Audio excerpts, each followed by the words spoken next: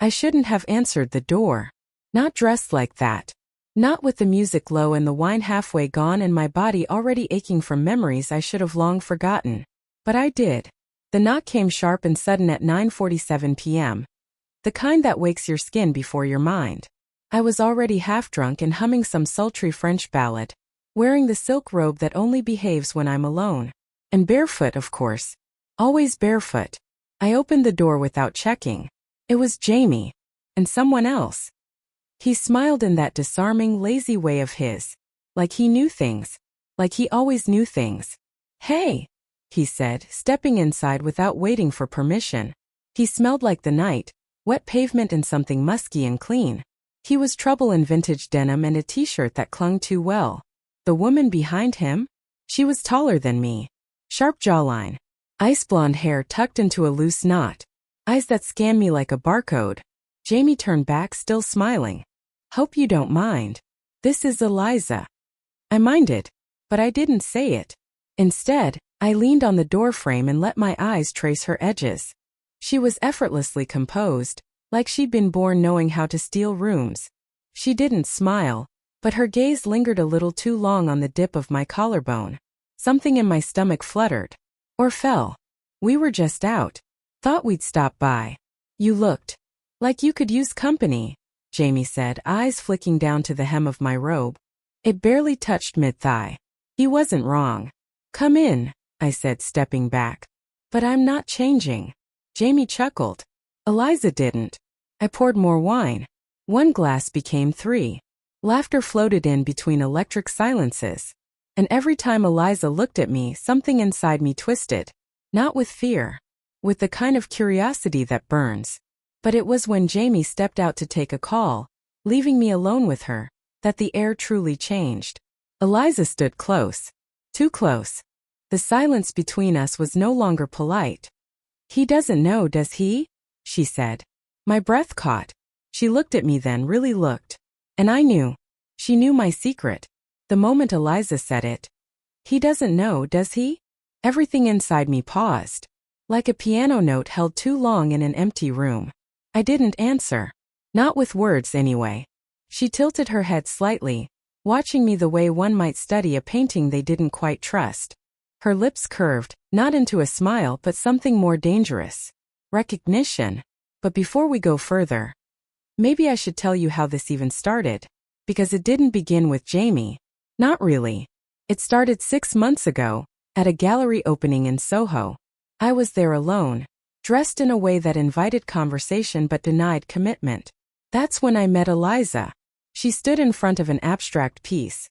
Red and black lines twisting like something trying not to scream. She didn't look at me right away.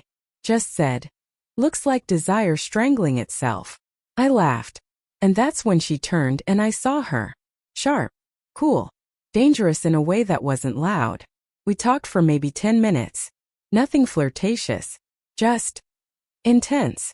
Like our voices were touching before our hands ever could. Then she disappeared. Weeks later I met Jamie through a friend. He was easy in all the ways Eliza was sharp. Messy hair, warm voice, hands that always found my lower back without asking. We started seeing each other. It wasn't serious. Not at first. Until one night he invited me to a rooftop party, and I saw her again. Eliza. Talking to someone in French, cigarette in hand, dressed like a secret. She didn't acknowledge me. Not until I was alone, leaning against the railing, letting the wind cool whatever heat was rising inside. She approached silently. "Still pretending?" she asked. I turned, but she was already walking away. That was the beginning of the unraveling. Of glances that lingered too long. Of words that meant more than they should. Of Jamie being the link neither of us dared to sever. Back in my apartment, she stood close enough for me to feel the heat of her body without touch. "You don't have to lie," she whispered. "Not to me." I swallowed, chest tight. "I'm not." She smiled this time. And it wasn't kind. "Good," she said, stepping even closer. "Because I didn't come just to watch." Just then the door creaked open. Jamie returned. Eliza didn't move. Neither did I. Jamie's voice broke the silence like cold water over a dream. "Sorry," he said, tossing his phone on the counter. Work nonsense. I blinked, trying to reassemble myself. Eliza hadn't moved. She stood just behind me, so close I could feel the whisper of her breath against my shoulder. Jamie, oblivious, poured another glass of wine and settled onto the couch like nothing in the air had shifted. But everything had. I walked back toward the kitchen, pretending to be calm, pretending not to notice Eliza watching me from across the room like she'd already read the last page of a book I hadn't started. "So," Jamie said, stretching, "what were you two talking about while I was gone?" There was a pause, short but loud. Eliza's voice was soft and careless. "Secrets." Jamie laughed, assuming it was a joke. He didn't see the way her eyes lingered on me, heavy and knowing. I couldn't sit. Not yet. My skin felt too loud. My robe too thin. I leaned against the counter, staring at the wine like it might give me an answer. Jamie gestured for me to come join them. "You're standing too far away." But when I moved to sit beside him, Eliza shifted subtly, claiming the space on his other side. The three of us lined up like strangers on a train. My heart beat somewhere in my throat. Jamie sipped his wine, still relaxed, still unaware.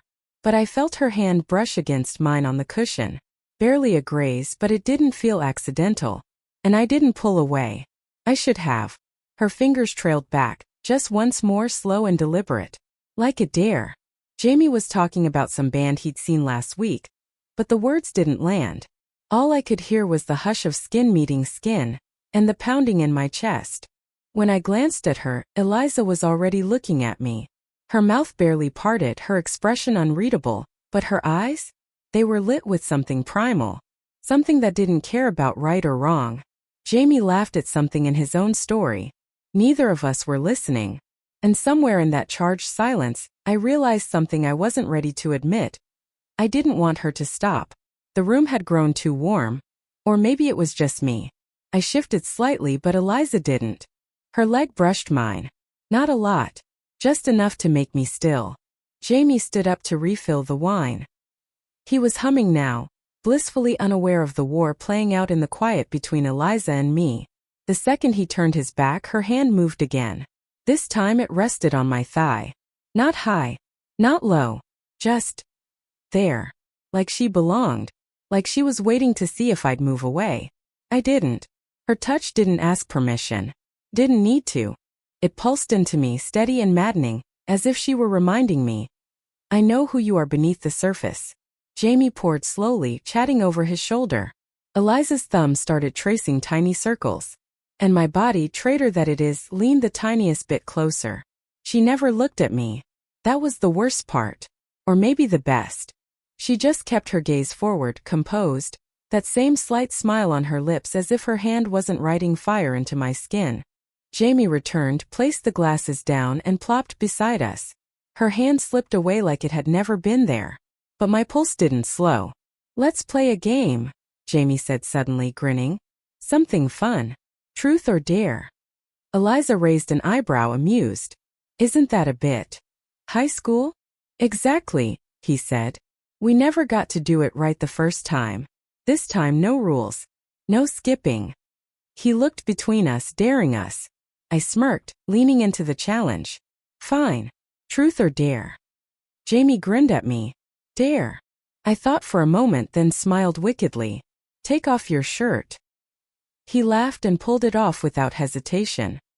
His skin was golden from the summer, a small scar on his rib I'd kissed before. "Your turn," he said, nodding to Eliza. She gave a little tilt of her head. "Truth." Jamie leaned in. "What's the worst thing you've ever done?" That silence came again, the kind that wraps itself around your throat. Eliza sipped her wine, eyes on me. "I once kissed someone I shouldn't have." Jamie laughed. "Who hasn't?" But her gaze never left mine. And my skin burned all over again. Then it was my turn. Jamie looked at me. "Truth or dare?" I didn't blink. "Dare." His grin turned devilish. "Kiss her." He meant it as a joke. But Eliza's expression didn't shift. She simply turned to face me. Waiting. Inviting. And somewhere between instinct and madness. I leaned in. It should have been a joke. A silly dare. A quick, harmless kiss to make Jamie laugh and keep the wine-fueled mood going. But nothing about Eliza felt harmless. Not the way she watched me. Not the way her breath mingled with mine in that stretch of space where decisions become irreversible. My lips were inches from hers. Jamie chuckled, half expecting us to break into laughter. But when neither of us moved back, he went quiet. Eliza's eyes never closed. She waited, poised, like this had already happened in her mind, and now it was just my turn to catch up. So I kissed her. Not a peck. Not a joke.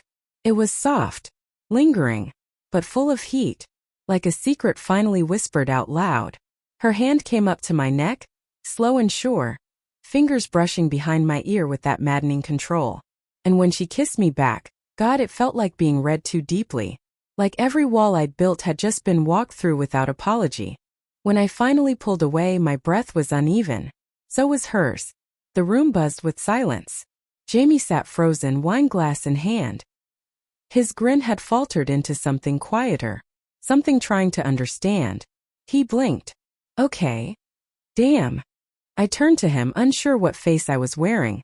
You dared me. Yeah, I just didn't think you'd actually. Eliza leaned back, completely calm. She picked up her glass again and sipped as if she hadn't just turned my world sideways. Jamie looked between us. Something flickered in his eyes then. Not jealousy, not yet. Confusion. Curiosity. Maybe a little fear. He wasn't in control anymore. That was the shift. He reached for me then, trying to reclaim something, my waist, my gaze, the narrative. I let him. His hands were familiar, warm. But my skin was still burning from her touch. And I could feel her watching us. Measuring. Jamie leaned in to kiss me next. I kissed him back, but it didn't land the same. Not anymore. Not with Eliza so close, and my mind still tangled in the way her lips had tasted like defiance. It wasn't a game anymore. And we were already too far in. Jamie kissed me harder, maybe to prove something, maybe to forget. His hands roamed more boldly now, tugging me closer into him, like he needed to remind both of us who I was here for. And I let him. First. Because I wanted to believe I could fall back into something safe. Something that had rules. Jamie had always been easy to want, laughter, warmth, the casual chaos of him. But now, Eliza sat just inches away. And she wasn't pretending. Her gaze didn't flinch. She watched us with the stillness of someone who had already decided how the story would end. One leg crossed over the other, fingertips brushing her glass like the only reason she hadn't touched me again was because she hadn't felt like it. Jamie pulled away for breath, his mouth brushing my jaw. You okay? I nodded. Lied. Because in that moment my body was betraying me in every direction. My pulse racing from his hands but my skin craving hers. My lips tasting him but still remembering her. I felt wild. Unmoored. Like I was walking a tightrope with no idea which fall would hurt more. Then Eliza stood. She walked to the window like the night outside had something to say. Her silhouette against the city lights was unreal. Sharp angles softened by the glass, power wrapped in poise. She didn't need to speak to control the room. She was the room. Jamie leaned into me, whispering, "She's intense, huh?" I almost laughed. He had no idea. Then she turned, and something in the air thickened. I think, Eliza said, her voice smooth and low, we should stop pretending. Jamie raised a brow. Pretending what? She looked at me and only me. That any of us are in control of this. He shifted, suddenly unsure. But I couldn't look away from her. Because she was right. This wasn't about dares anymore. Or games. Or even Jamie. This was about the current pulsing between me and Eliza. Wild and quiet and inevitable. And when she crossed the room and stood in front of me again, her hand finding mine with slow, deliberate grace, I didn't flinch. Didn't pull away. Jamie said nothing. Because by then, he understood something too. I had let her in. And now none of us were alone in this. Her fingers laced with mine. No rush. No question. Just certainty. Jamie was still sitting beside me, but the world had tilted. I could feel it, the imbalance. The shift. The reckoning humming in the air like the seconds before a storm breaks open. Wait, Jamie said, voice quieter now. What's happening? Eliza didn't answer. She didn't need to. She let go of my hand only to touch my face, fingertips grazing my jaw like she was tracing the shape of something she'd dreamed too many times. My eyes fluttered closed, but not from fear, from surrender. Then Jamie stood. His energy had changed. Less relaxed, more raw. Is this some kind of setup? Like, was this planned? No, I said softly, turning to him. But maybe it was always coming. He stared at me like he didn't recognize the woman standing in front of him, and maybe he didn't. Because I hadn't been her. Not until tonight. She kissed me first, I added, not to hurt him, but because it mattered. His jaw tightened. And you kissed back. Eliza stood between us, a living question neither of us wanted to answer out loud.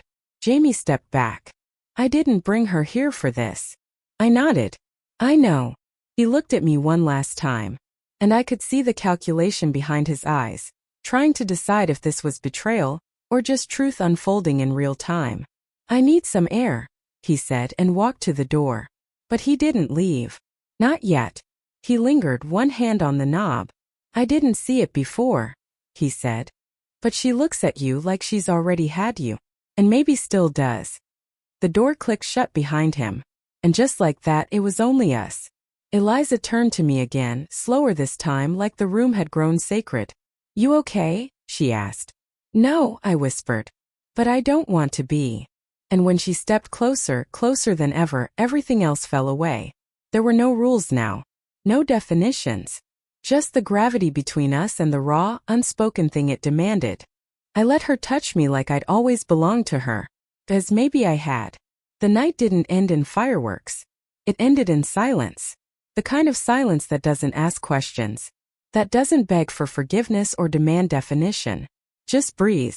Lives in the aftermath like smoke curling from a candle just blown out. We sat together on the couch, legs tangled, skin warm from everything that had been said without words. Eliza wasn't touching me anymore. She didn't have to. Every part of me still pulsed with the imprint of her. Like she'd left her name behind in the language of heat and breath and held back sound. Outside the city kept moving. But in here time had folded in on itself. I wasn't sure, I finally said. If you'd come. If you'd do it. Eliza tilted her head slightly. You opened the door. I smiled, but it felt fragile. I thought it was Jamie, I whispered. She shrugged. He was the excuse, not the reason. Her honesty cut cleaner than any lie. I looked down at the glass in my hand, now empty. He won't come back tonight. No, she said. He won't. I nodded slowly. She didn't apologize. She never would. That wasn't her way. And I didn't want her to. The thing is, Jamie was never really mine. Not fully. I think part of me always knew that. I loved the idea of him, the softness, the attention, the safe kind of fire. But Eliza, she was different. She wasn't warmth. She was heat. She didn't ask to be let in. She just stood at the threshold and waited until I couldn't say no. Now she was here. And nothing in me wanted to go back. I stood up, still in that same silk robe, still barefoot, still wrecked in the best way. Eliza rose too, slow and effortless. At the door she paused. You don't owe anyone an explanation. I met her eyes. I know. She didn't kiss me goodbye. That wasn't her either. She just left, with all the control, all the knowledge, and none of the regret. I stood in the hallway alone after she was gone. Alone but not empty. Because some nights don't need to make sense. Some nights just happen. And leave you with a secret no one else would believe. Unless they saw the way she looked at me when no one else was watching.